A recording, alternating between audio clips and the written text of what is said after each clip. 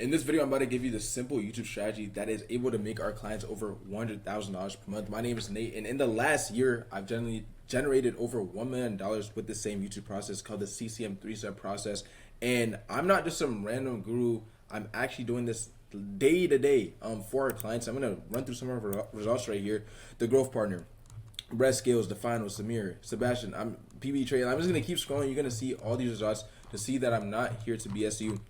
In this video, I'm just going to be breaking down our process and how we run it at CCM so you can go ahead and apply it by yourself, because I'm about to drop so much sauce that by the end of this video, you're going to be like, yo, why is he even giving all of this away for free? But without further ado, I don't want to waste more of your time. Let's get straight into it.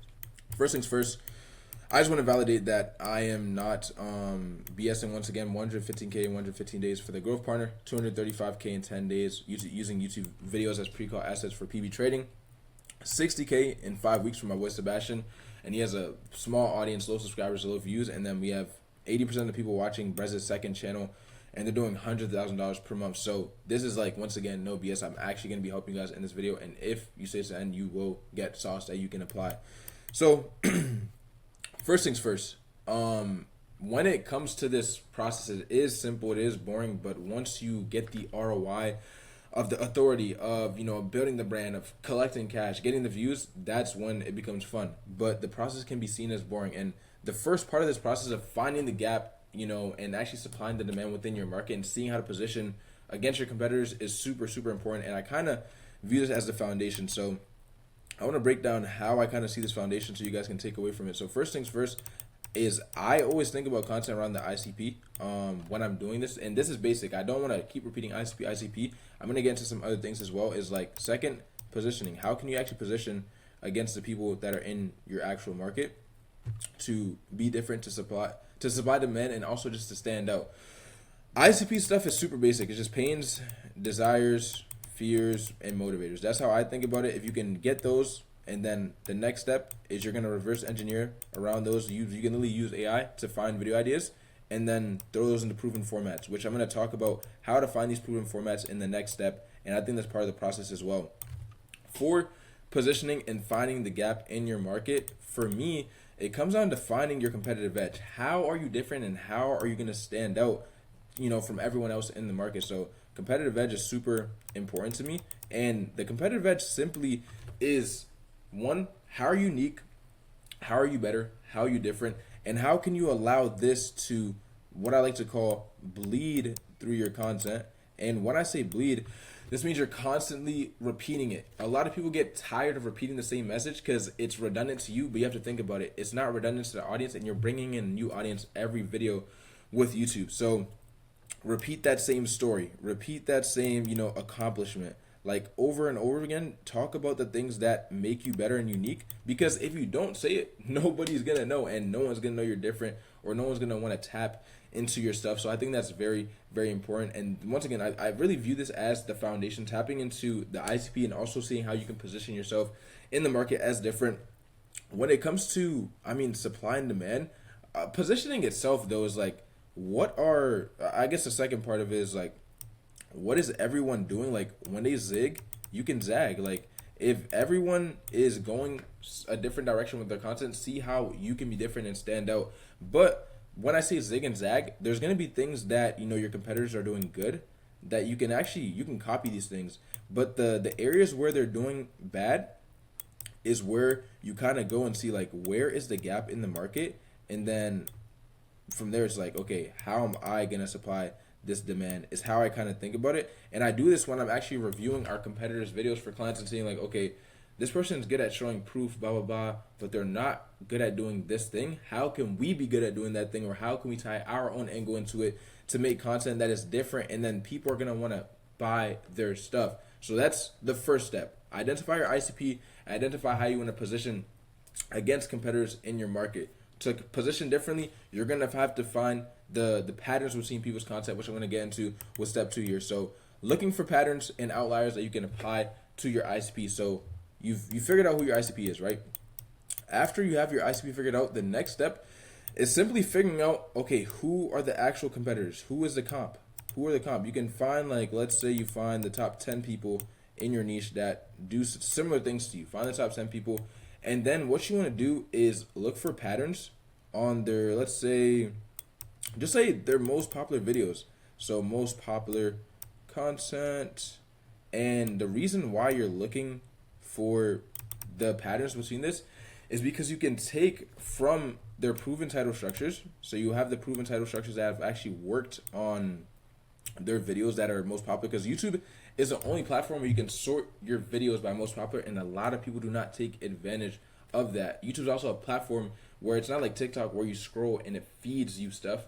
On YouTube, people actually click on stuff and they choose to watch a video. So all these things that we're doing here are related to that. It's tied back to that. So you have found the most popular content on your competitors' channels. You know, at this point, you know what your niche wants to watch. That's basically what this is. This is literally just like what the niche wants.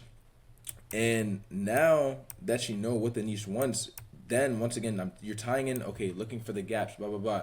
But you want to find the proven structures that you can tap into. And then second, you want to do outlier research on YouTube. And when I say outlier research, it's pretty simple actually. What I use is I use vidIQ, and I can go onto YouTube and I can literally find a title that's an outlier and then save it and create what I like to call a swipe file. You can even create a YouTube playlist of a swipe file, or just have a Google Doc with title swipe files. And then from there, it comes back to tying in what you have up here with your competitive edge and understanding your ICP into these proven title structures, into these outlier formats, into these patterns that you're seeing on these proven channels. And this can be done like with channels that are in your niche. This could be done with channels that are in adjacent niches. This could also really be in channels that are in broad niches entirely. And that's how I kind of think about it. Finding outliers, typically the ratio that I look for is I think a 10-to-1 ratio with when it comes to views to subscribers. So let's say a channel has 100 subscribers, but the video has 1,000 views. That is an outlier. And you want to look at that channel and be like, okay, what worked there? How can I actually apply it to what my ICP wants, and then tie in my competitive edge in the title, in the thumbnail, when I'm recording the video, in my script, etc., etc., etc. And this is literally the same process that we're using for all of our clients that you see on the screen right now. It's the same simple process. It's boring at the start, but it goes on to collect cash. Like, we don't have these client results for no reason, right? So that's how I personally think about it. I have made videos on finding outliers. It's pretty simple. If you guys want me to cover that deeper, let me know. But this is how I'm thinking about it. It's going chronologically. We figured out our ICP. We know how to position in the market and be different, find our competitive edge. We take those two things and we apply it to patterns and outliers that can actually, get videos that can get views, but also collect cash. And then it's time for step number 3.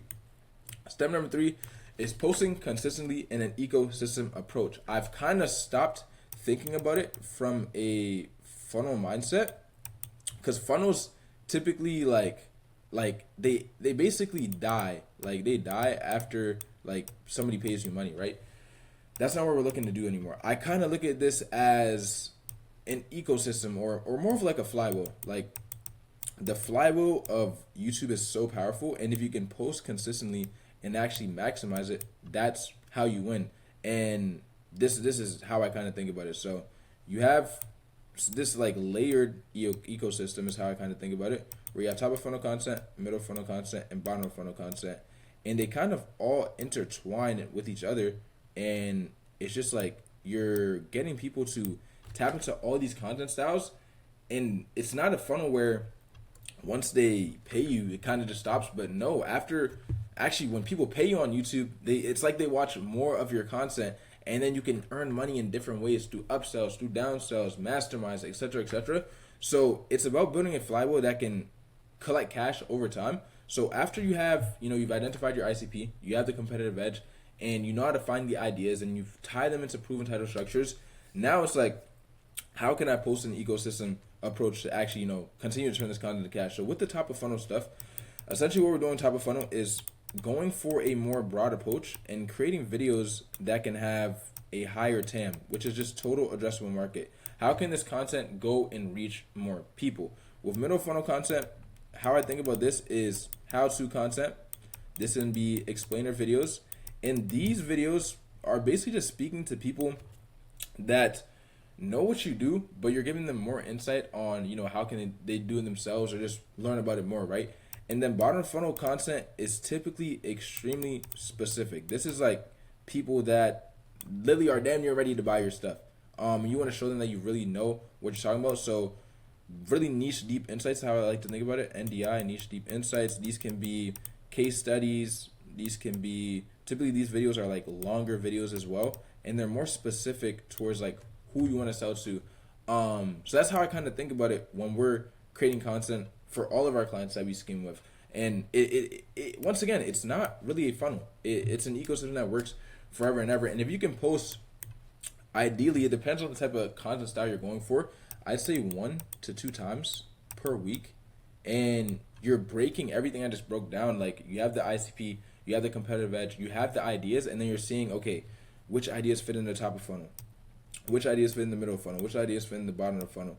And if you can mix them in all together, it creates an ecosystem that's able to, once again, collect cash for forever. And this is what we're doing for all of our clients up here. It doesn't matter anyone. This is the same system that we are implementing for every single client. So if you want to go ahead and really do the same thing and copy our process, click the first link down below to book a call to talk with me, and I'll see if we can work together. Other than that, hope you enjoyed this video, and I'll see you in the next one.